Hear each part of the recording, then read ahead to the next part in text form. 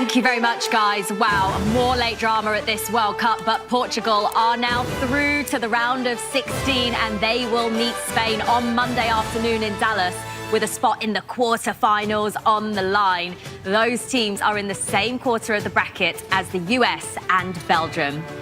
Jules Breach here with Carly Lloyd, Javier Hernandez and Clarence Seedorf.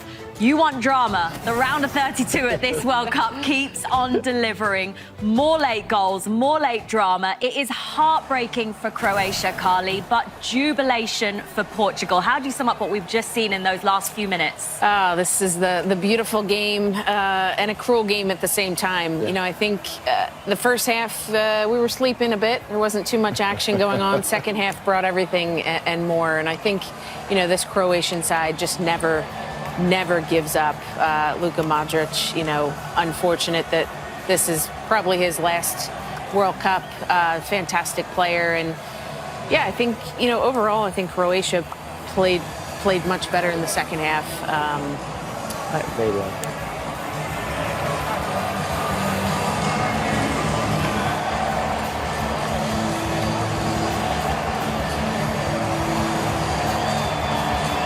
We were trying to listen in there to see if we could hear just what those two legends of the game were just saying to each other. Unfortunately, I don't think our microphones quite picked anything up there, but Javier, he bows out potentially, surely, his last ever World Cup, a Croatian legend, and Ronaldo moves on to the next round. Yeah, definitely. I think Luka, the winning Ballon d'Or, he helped Croatia to get to a final. They were runner-ups, then another semi-final. I mean, I think he's been so important for his country. You know, we can see here what it means for Mateo over here, Kovacic. I think Croatia has been tremendously, you know, in these last 3 World Cups, we say. Over here, they couldn't make it, even though with this, unfortunately, you know, offside, you know, in the last minute goal. But I think it's sad to see someone like Luka Modric maybe being his last World Cup. But what an amazing run, what an amazing career. He's a legend, an icon for this Croatian country, for sure. And even exiting like they're doing, with honor, you know, until the very last second, these guys have never backed down on pushing. And I mean, so much respect for this team in the decisions that have really showed us so many times over the last days that are so harsh for the team in the last minutes. You know, you go through that emotional moment of celebrating and then just taken away by the VAR. In this case, it was correct call of the offside. But very happy for Cristiano. I mean, he stepped up, penalty came, took his responsibility, and made the goal. I have a lot of respect for that. I mean, it was not an easy moment. No, it's not an easy moment, you know, to come back to grab the ball and then score that penalty. Yeah, and then the substitutions, you know, I think make a difference for Portugal. You know, they put people on the field to play more directly, more balls into the box, more crosses, Carly, like we said it at halftime as well, that what they needed to do, it happened, and then what an amazing goal from Gonzalo Ramos in that header. And it'll be interesting moving forward, this next match for Portugal. You know, yes. Does Martinez change up the lineup, you know, shake things around a little bit? I mean, he took off some pretty big names. Vitinha, Bruno Fernandes, Ronaldo. I think that's a win for today.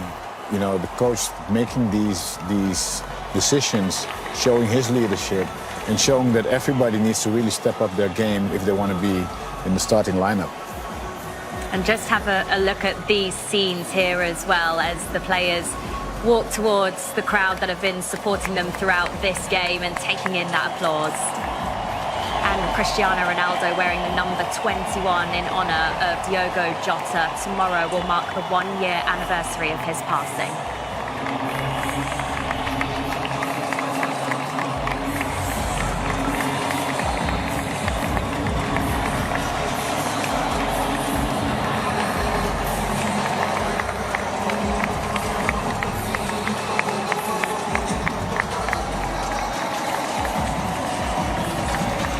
Highly emotional scenes at the end of the game there, and let's take a look at our Fox moment of the match, sponsored by Ferrero Rocher.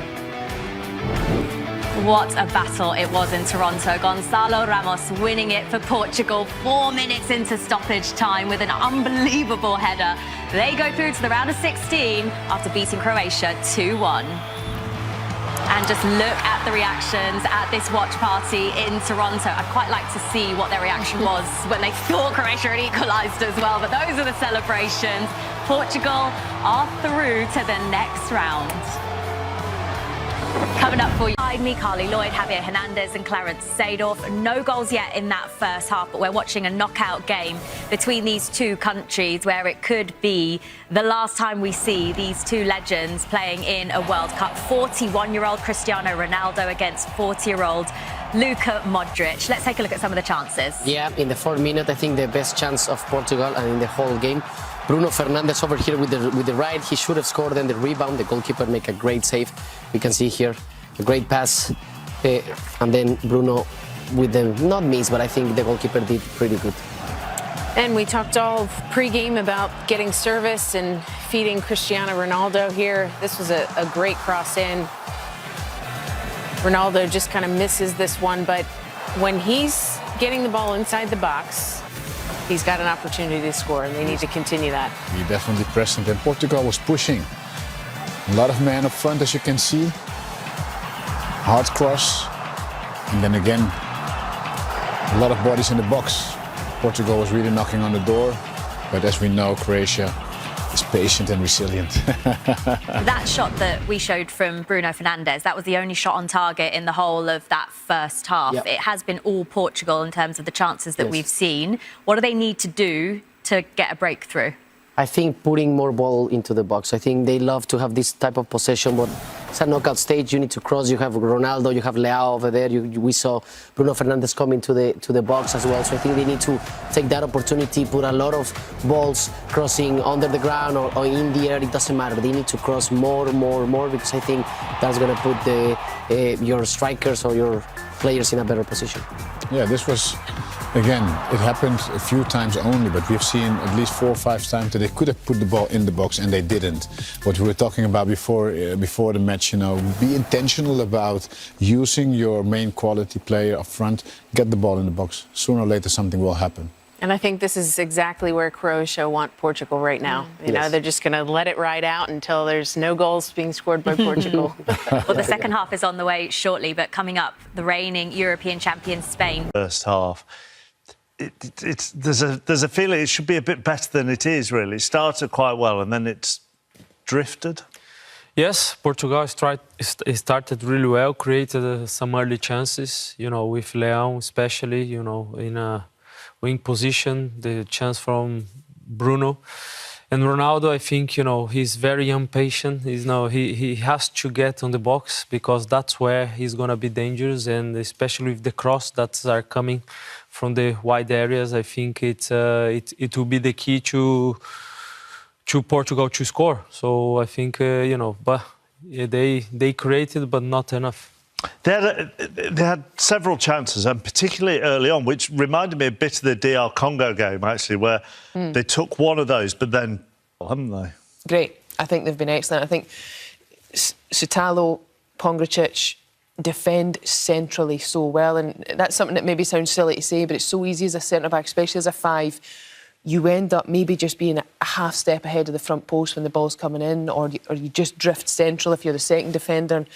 They've done a really good job of staying in that positional place where they can attack the ball and win first balls. And they've done that really well, but they've had to do it well because Portugal have had good deliveries in the wide areas. We talked about how if Portugal are going to get something out of this, get in behind, use the wide areas. Rafael Leao brought in for today's game. And he had a fantastic first 15, 20 minutes. I tell you what, the wingers are, all about the wingers for me because, look, Leao, it's a surprise, of course. No, but Leao, this is the first minute and this sets the scene. And as a fullback, it's an absolute nightmare because you're just thinking, oh, goodness me, this is going to be a long day for me.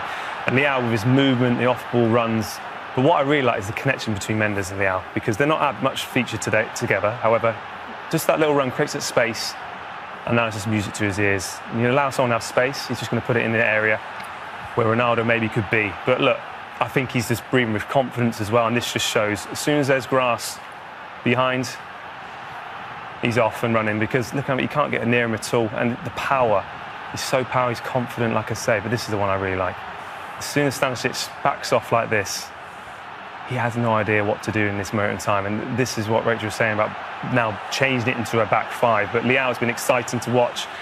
And it's just now, can he continue to do that? I want probably a little bit more from Neves on the other side. However, look, I think he needs to maybe just do something a bit different now. I think we've seen scenes of Ronaldo getting in his space, and I think that's the problem, Lucas, you were saying, that Ronaldo needs to be patient right now. Yeah, I think especially with Neto, he normally likes to go inside and do the early crosses. And, Ronaldo should be there in the middle, because that ball, it's for him. And also, I would like to see a little bit more of Leao getting to the second post. I think, it's always very difficult to defenders to defend that ball, because they come with a lot of speed, so they can just have a little touch and it could go in. So they have to be patient, otherwise it will be really hard to break. But Croatia have been defending really well. And as well, I always have to say, when Croatia changed into a back five, as a winger, I always used to, I'll switch it up. I'm not getting much joy now as I was, and let's just go on the other side. But it's like they're just so restricted in their positions that Leao hasn't been, asked to go on that side because he's comfortable on that side. But I think they need to change something. When in that situation, when you did that, did you do that off your own back, or did you wait for the instruction to switch? Because actually, I can see exactly what you're saying. It would make. Well, I did it when my really naive stage in my career, when I was a little baby, bum fluff as well, I had at the time. Actually, Neil McCann, actually. He was playing on the right-hand side.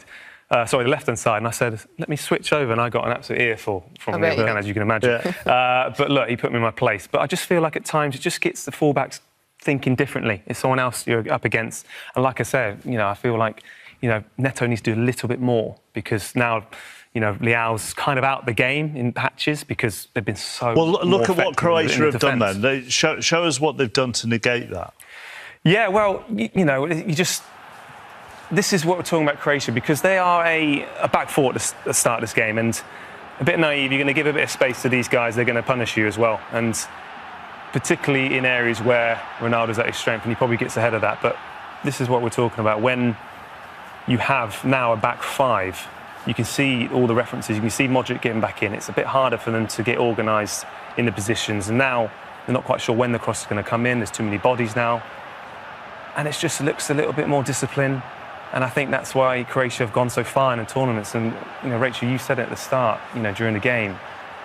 They're so resilient, this back five now, Croatia. And the communication, like you're saying, with the centre-backs. And Leao now has got people doubling up on him. As a winger, that's just... It's so hard now. Vlasic has done great, but can they continue to do that? Yeah, he has done well since Vlasic dropped in. They needed a bit of help. But I think sometimes, we know Portugal play such a controlled way. I think sometimes in a back five, you've got to try and just take more risks. You're going to turn the ball over a bit more. But even saw last night in the USA game, playing up against the back five, you try and play a slide ball in behind, and actually the defender ends up playing it off his mate in front of him, and it actually then sets up the goal. And that ended up being the goal that was a massive factor in the game, then becoming open. Bosnia had to push for a goal and they didn't get one, and it was over. So I just think Portugal being safe against the back five, you're always going to end up going back and round. And you get to their side, you go back and round. So I think just be ready to turn the ball over, have protection underneath, know that you're going to then need that, but try something, like you say. And move it. Because if you're doubling up on one player, it means